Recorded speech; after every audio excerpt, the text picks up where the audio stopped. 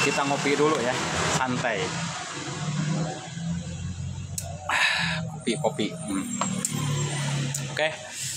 Tadi ada yang bertanya, Bang, apa bedanya sipuh oli sama sipuh air ya kan? Gitu-gitu pertanyaannya. Oke, saya coba jelasin. Nih saya punya produk yang pakai sipuh oli ya. Nih, sipuh oli itu salah satu inovasi dari para pengrajin perkakas ya di kampung. Kenapa pakai sipuh oli? Itu untuk efisiensi waktu pembuatan dan pengerjaannya ya. Jadi kalau pakai sipuh oli bisa produksi sehari 30-50 biji bahkan sampai ratusan ya. Karena dia setelah ini ditempa, dibakar, untuk sipuh itu kan finalisasi terakhirnya itu kan disipuh ya. Tajamnya perkakas itu disipuh, tergantung sipuhannya ya. Itu langsung bisa masuk bilah sebanyak itu ke sipuh oli tanpa dia retak-retak ataupun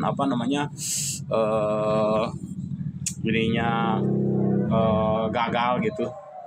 Itu kelebihannya dari sipuh oli ya.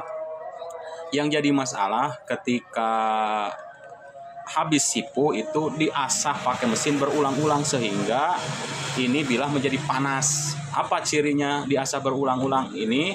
Biasanya bilahnya itu mengkilap, mentereng gitu, sehingga menarik perhatian. Itu yang jadi masalah. Makanya banyak yang komplain, kok sabit saya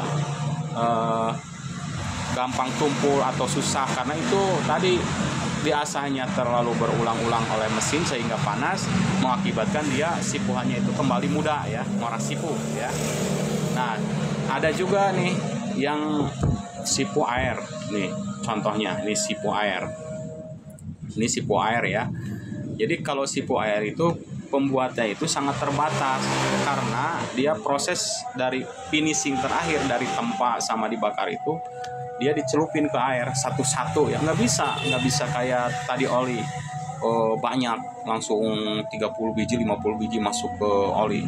Ini kalau air tidak, satu biji. Nah, nanti kalau dia ada retak sedikit itu dibakar lagi, terus diulangi lagi prosesnya. Nah, sehingga dia lama untuk satu biji itu kadang-kadang itu memerlukan waktu berjam-jam ya. Tuh yang sipuh air. Tapi kelebihannya kalau sabit ataupun perkakas yang pakai sipuh air, dengan catatan waktu pengasahannya tidak terlalu berulang-ulang pakai mesin ya, pakai selepan, umpamanya pakai gerinda ya.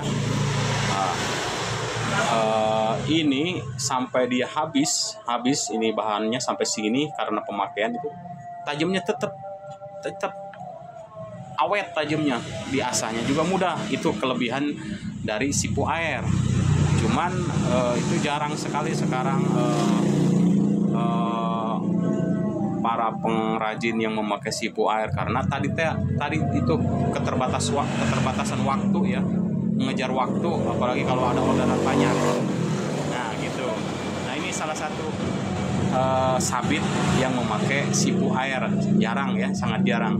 Kalau yang pakai sipuh oli banyak sekali itu ya, banyak sekali. Tapi yang beredar di pasaran rata-rata pakai sipuh oli karena dikejar target ya.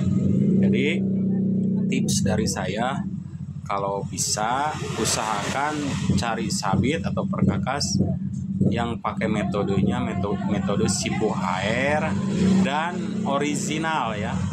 Jadi belum diasah. Kalaupun diasah ala kadarnya seperti ini ya.